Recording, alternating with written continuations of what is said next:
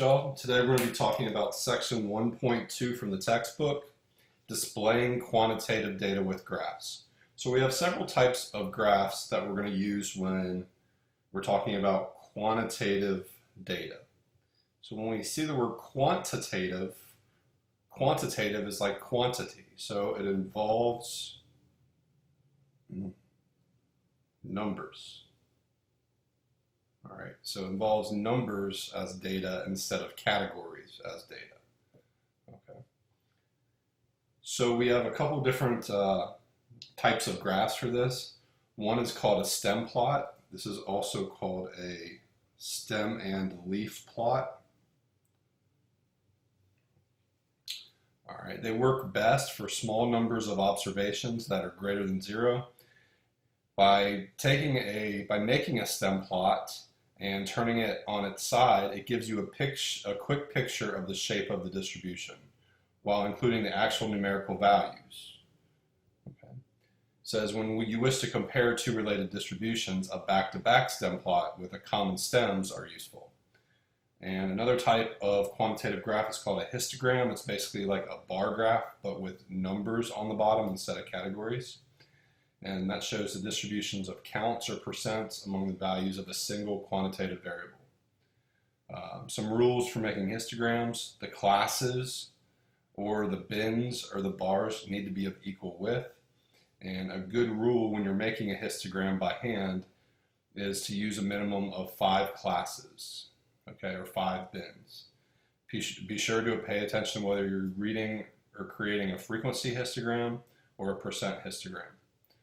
And a dot plot is one of the simplest ways to graphically represent quantitative data. So let's look at some of these problems. The best way to understand this is to do problems. So example 1 says smartphone battery life. Here is the estimated battery life for each of 9 different smartphones in minutes. Make a dot plot of the data and describe what you see. So let's look for which one of these have the minimum value. To me, the smallest value is 300, okay, and the biggest value is 460. So if I'm going to make a dot plot, I'm going to put a line, okay. I'm going to give it a title, so we can call this battery life among 9 types of smartphones. Okay. Down at the bottom here, I'm going to give this axis a label, and we're going to call that minutes. Okay. And the smallest one is 300, so I need to get 300 in there, and the biggest one is 460. All right, so maybe I'll just write 475. All right, and then we can equally space. Maybe we want to do tick marks every 25. Okay. So let me make this a little bit easier. Instead of stopping at 475, I'm going to stop at 500. So right in the middle would be 400. All right, and we can further subdivide that into halves, and we can go 350 and 450 about right there. Okay, and then I can put minor tick marks in here, which would represent 25s. Okay. All right, so Apple iPhone has 300 minutes, so I'm going to put a dot there. That's why this is called a dot plot. All right, I took care of that one. All right, Palm Pre is also 300. I'm going to find all the smallest ones first.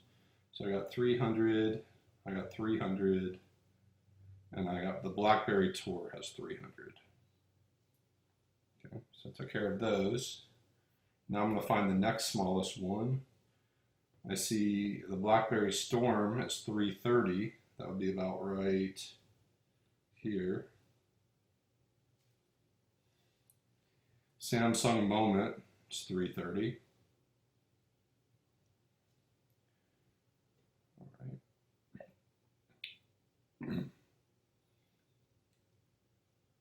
I should keep these dots even, so let me scratch that one out. Okay. Should keep the dots roughly starting in the same spot. Okay. All right, let's see, what's the next smallest one? I got a couple that are 360. So 360 and 360. That would be about maybe right here-ish.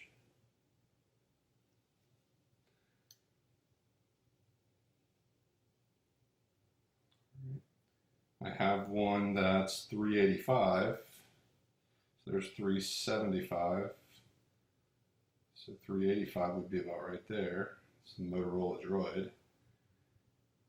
And then I have the last one, the HTC Droid at 460. That's about right there.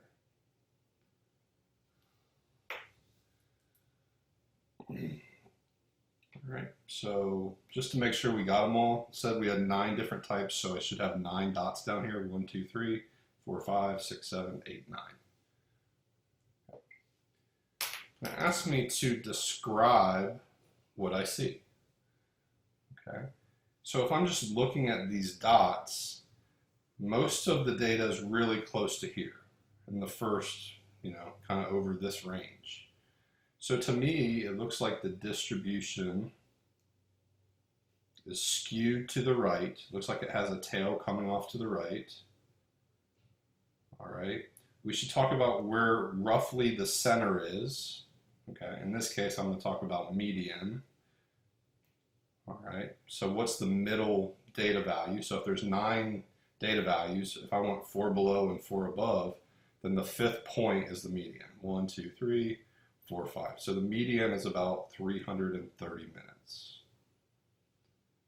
Okay.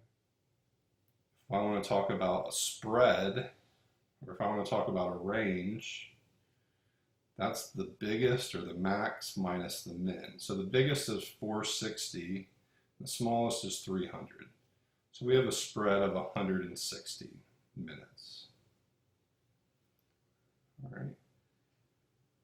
Then I might want to talk about outliers. Most of the data here is rather condensed between 300 and 385. To me, it seems like this one point right here might be an outlier. So the outlier is possibly the HTC Droid at 460 minutes. So that's a way I can describe a distribution. Okay. So if you think about it, I'm talking about shape, I'm talking about center, I'm talking about spread, and I'm talking about unusual stuff that I might see. So whenever you describe a distribution, the easiest way to remember to know what to do, we use the acronym CUS. Talk about the center, talk about unusual features, talk about the shape, and talk about the spread.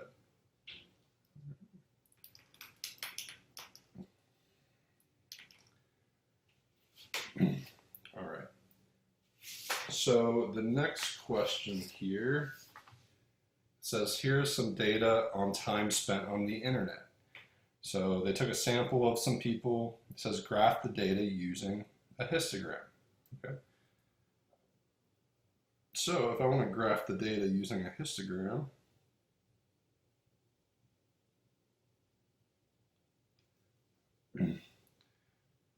all right. First thing we want to do is we want to get a good number of bins. We want to get a good number of bins. People spent as little as 0 minutes on the internet, up to as many as 360 minutes on the internet. Okay, now it doesn't tell us like if that's per day. I would assume it's probably per day. But we need to set a bin size. Okay, we need to set a bin size. And to me, so this is the biggest, 360 is the maximum, and 0 is the minimum. All right. Usually at least 5 bins is good, but more can be more beneficial. More can be helpful. So in this particular case, I'm going to choose just to use 8 bins. And we'll see what the graph looks like. All right. So on this axis, I'm going to put time on the internet.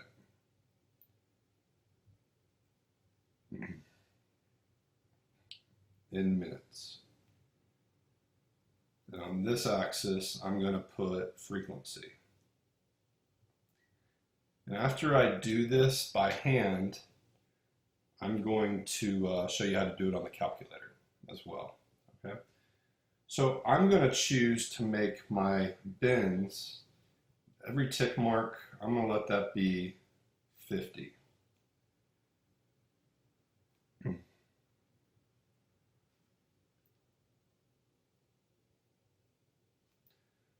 So when I'm all done, I'll have 8 bins. And you'll see why here in a second.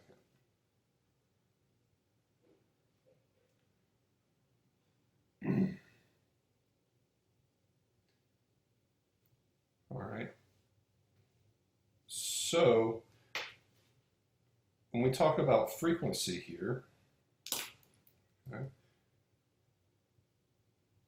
for 0 to 50 minutes, that means from 0 up through 50 minutes, but not including 50 minutes. So we need to add those numbers together. Okay. So if I add these numbers together, 7, 8, 11, 18, 19, 20. There's 20 people that spend less than 50 minutes. All right. Now we're going to go from 50 all the way up to something less than 100. So these people would represent that bin. All right. So there would be 18 people there. All right. And then you're going from 100 to less than 150. So that would be this right here.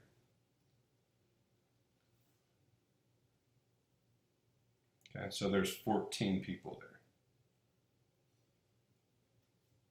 All right. And you're going from 150 to 200.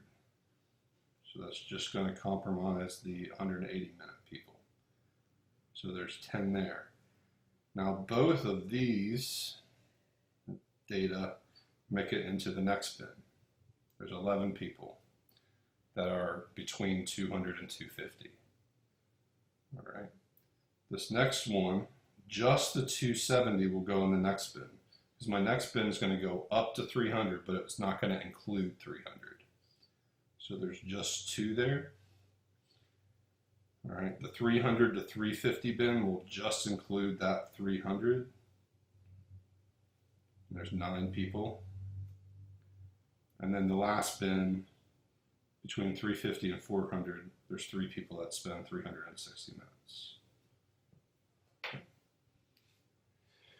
So as I try to make tick marks up here on frequency, okay, the biggest of all these numbers is 20. So I need to make this go up to at least 20. Okay, so if I make that 20, maybe that's 10. Okay, that would be 15. That would be 5, 2, 3, 4, 6, 7, 8, 9, 11, 12, 13, 14, 15, 16, 17, 18, 15, 16, 17, 18, 19. All right. So when we make this histogram, all right, here's how we're going to do it. How many people spend between 0 and 50 minutes? Well, 20 do. So we're going to make a bar.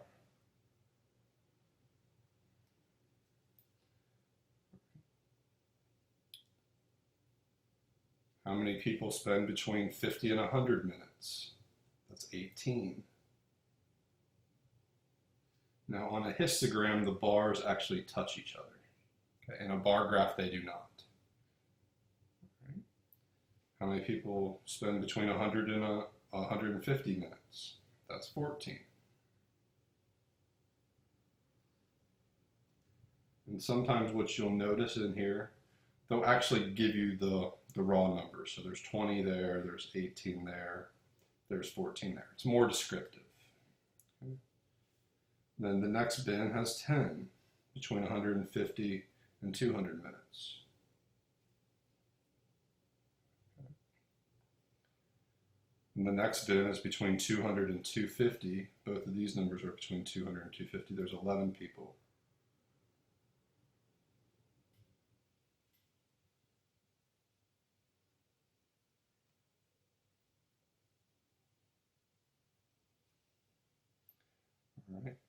between 250 and 300, there's 2 people.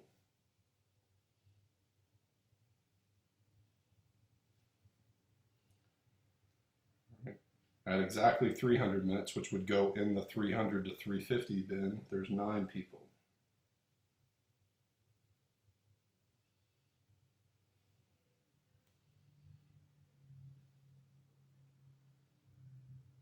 And then in the last bin, there's going to be 3 people.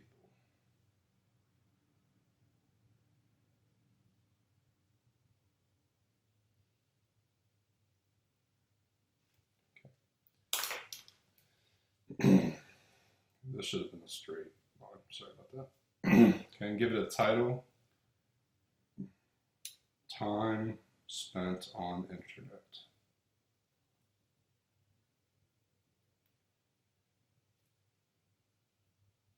Of sample participants.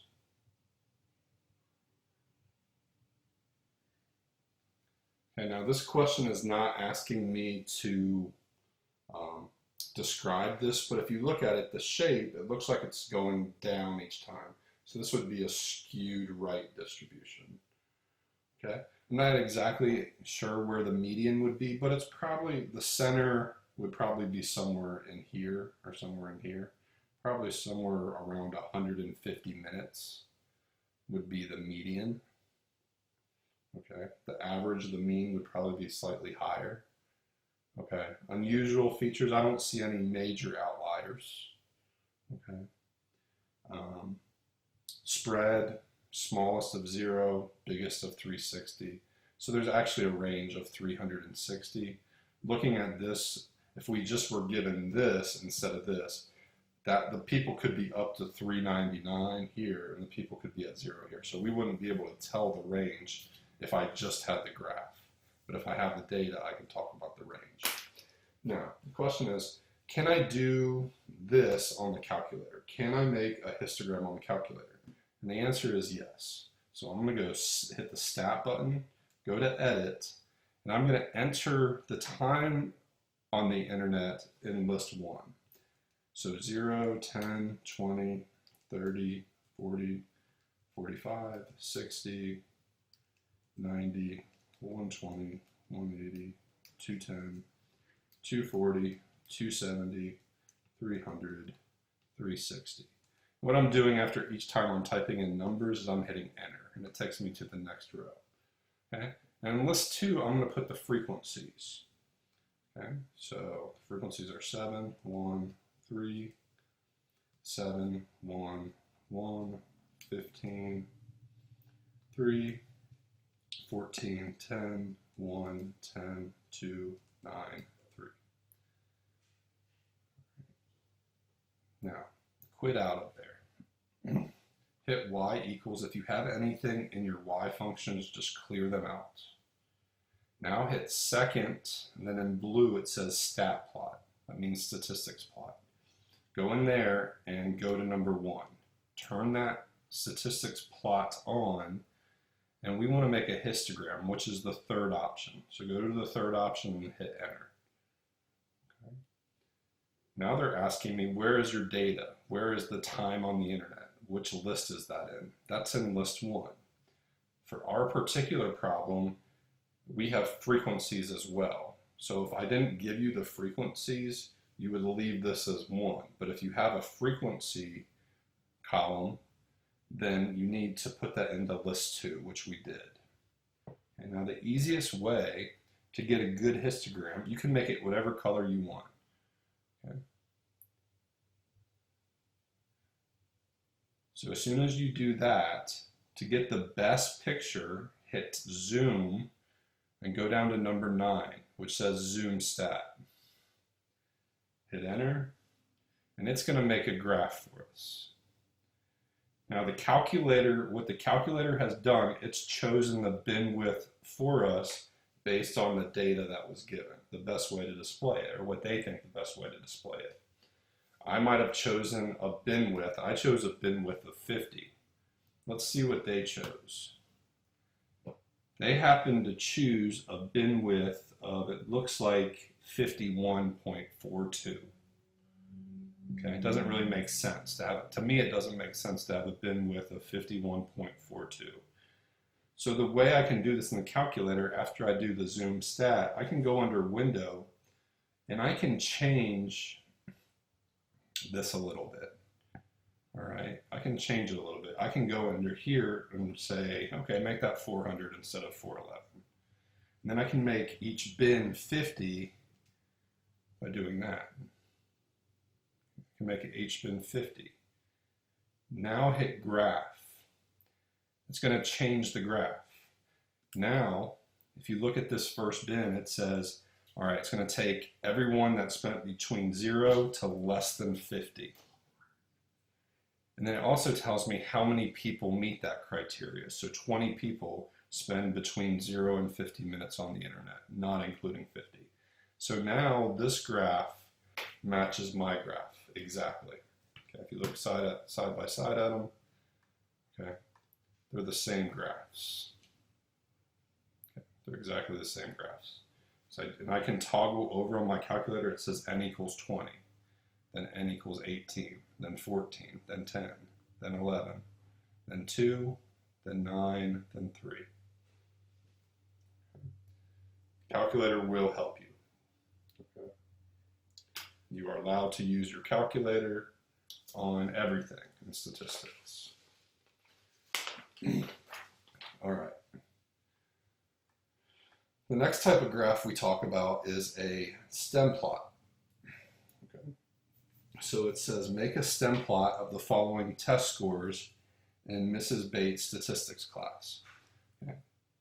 So when you make a stem plot, okay, it's easiest if the data is in order from least to greatest. In this particular example, it is in order. Okay.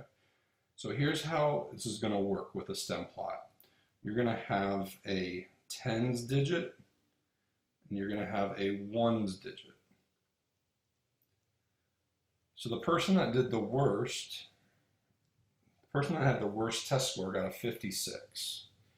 So the tens unit there is 5 and the ones unit is 6. The next person got a 58. But we're going to put the 8 next to the 6 because it still has a 5 as a tens unit. So we don't repeat tens units. Okay? Now, if we start at 5, we have to put 6 there, even if there's no one that scored in the 60s. And then we go into the 70s. Someone got a 73. Someone got a 75. 2 people got a 78. Now we do have to write 8 twice because it represents 2 different data values. Okay. Then we're in the 80s.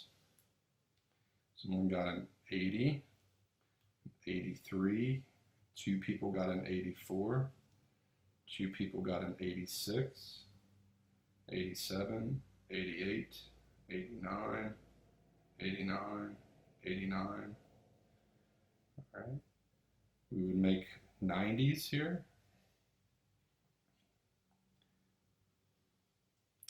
Someone got a 90, someone got a 91, someone got a 95, someone got a 97, someone got a 99. Now your ones on the leaf here, this is called a stem and leaf plot. A stem plot's called a stem and leaf plot as well. All right. The ones can always be just 1 digit, so we just look at the last digit. So if 0 is the ones unit here, the tens unit would be 10. All right, so we're going to put a 10 there, and there's only one person that got 100. Now the cool thing about a stem and leaf plot is if I were to turn this stem plot on its side, like here, what we actually have is think about the heights of these things as a histogram. So if you want to think about that, 2 people scored in the 50s. It's basically a bin width of 10 from 50 to 59. There's 2 people that got between 50 and 59. There's 4 people who scored in the 70s. There's a lot more people that scored in the 80s. Okay, there's 1, 2, 3, 4, 5, 6, 7, 8, 9. There's 10 people that scored in the 80s. There's 1, 2, 3, 4, 5 people that scored in the 90s, and there's one person that scored in the hundreds. So turning a stem plot on its side basically gives you the shape of the histogram. If I put all this data into my calculator, this would be the shape of the histogram, as long as I set my bins up for a size of 10. Okay. Now there is, just for credit on the AP test, we should give this a title. So we can call this test scores in Miss Bates' stats class. And we should also give some sort of key. So for example, 5, then we put a bar to represent the stem there. So this represents 57 test score. Okay. So 5, 7 would represent a 57% test score. All right, so we talked a little bit about this already on the first page, but when we talk about describing a distribution, we need to talk about where the center is, where we think the center is, any unusual features, shape, and spread. All right, so we use the acronym CUS. So we use the acronym CUS when we're asked to describe a distribution. Okay. To describe a distribution, a set of data values. All right, so when we describe a quantitative distribution. Now, when we talk about the shape, there's a couple things that we can describe it as. We can say it's skewed to the right or it's skewed to the left if the long tail is going that way. Okay. Or looking at this graph roughly, okay, let's look back at this graph. You see a kind of a big middle bar, then you see kind of go off a little bit here. There's 1, 2, 3, 4, 5, 6 to the left of that, 1, 2, 3, 4, 5, 6 to the right of that. I think this distribution is fairly symmetric. Okay, when I say symmetric, okay, kind of like it might have that type of shape, but basically what I'm looking for, can I draw a line and get pretty much things that are close to the same heights? Okay, if it's pretty close, then we say it's fairly symmetric.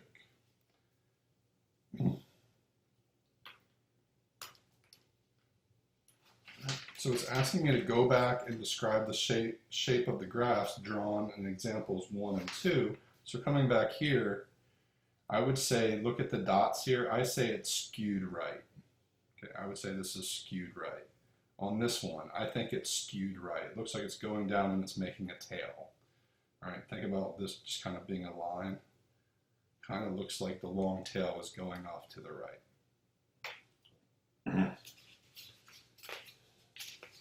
Like we talked about this one is probably fairly symmetric if I needed to describe it. So there's some other things that we can do. It says illustrate the shapes of the following distributions. So symmetric, it can be a lot of different shapes. Basically, can I draw a vertical line in there and is the left the same as the right? Is it a mirror image of itself? Yeah, so that could be a symmetric distribution. I could have something like this. That's actually a symmetric distribution. You can have something that looks like a bell curve, which we'll get into more. That's symmetric. You could have things that have multiple curves. Okay, something like that, but it does look symmetric. Basically, is the left a mirror image of the right, or pretty close? If it is, then it's fairly symmetric. All right. The distribution that's skewed right has a long tail going off to the right. So usually an example of this is basically people's incomes in the United States. You got a lot of people that fall between zero and maybe $100,000 a year, and you got a few superstars that make millions of dollars a year. So that doesn't go up very high. There's not very many of them. The distribution that's skewed left means the long tail is going towards the left. So maybe something that you can think of to remember that one is test scores. You got a few people that do very badly on tests, but most people score between 70 and 100. But you got a few people that don't study. Okay, so they get really low scores. All right. The next one says unimodal, which means one mode. What is a mode? A mode occurs most often. So it basically means there's one high point in the graph. There's one high point, such as a bell curve. Okay, there's one high point, that would be the mode. It's also symmetric, but that's a unimodal. There's one high point in the graph. Okay, or if you're looking at, a frequency distribution, and this is a single number and it's the biggest bar, then it's unimodal. Okay, because you got one high point. It's the most frequently occurring. Bimodal means two modes. So with a bimodal, you have two high points that are about the same height. Okay, so that would work even if one's slightly higher than the other one. All right, we still consider that bimodal. Okay, because it changes drastically. Okay. And the last one is uniform. Uniform just means the frequency never changes. It always stays the same. Okay, so that's an example of a uniform distribution. Nice even line straight across. So that's uniform. And that is going to do it for section 1.2. So thank you for watching.